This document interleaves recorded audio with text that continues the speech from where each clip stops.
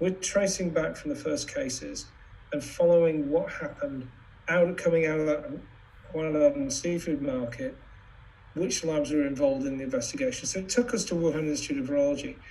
But when we sat down with the staff for our Q&A, it was a wide-ranging question-answer session, let me say that. I mean, it was extremely frank, and I didn't expect to get that level of openness on such sensitive issues.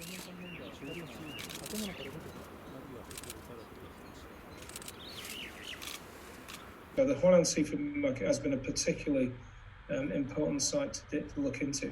So we've traced back sample custody into the labs that then produce sequences, and we've looked at different sequences and tried to trace back to where those samples came from, which patients, etc. And it's been really quite informative, quite interesting, and no big issues in getting access, getting information, and sitting with our colleagues.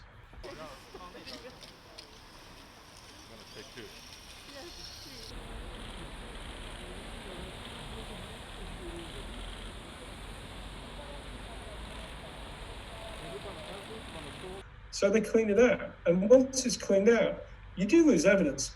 But we went to that market, we looked at the drains. I mean, it's not a glamorous trip. We were in the toilets, in the air vents, looking down under the grids. What's it like? What's the infrastructure like? What's the sewage system like? What's the where the bats are? We've got a bat expert from Japan who spent half an hour looking for bat feces, rat feces. This is the sort of stuff you can pick up really quickly. It gives you a clue about the market.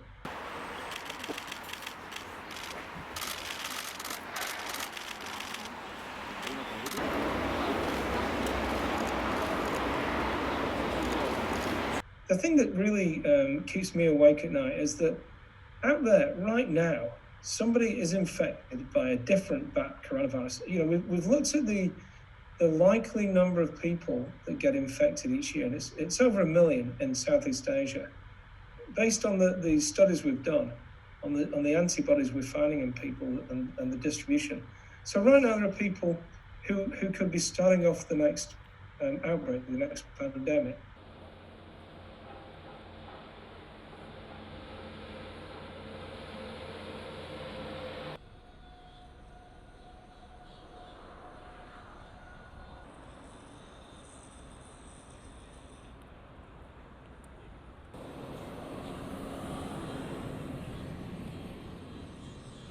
Apparently now is the hardest part of the work. So slogging drafts of the report, doing the last analyses, sitting down in teams to work out what it all means, to debate the conclusions of the report, because you've got lots of scientists on either side, each with their own opinion about something. So we're going to have to come to a consensus on these things, and that's going to be very interesting, and it's going to be very intense.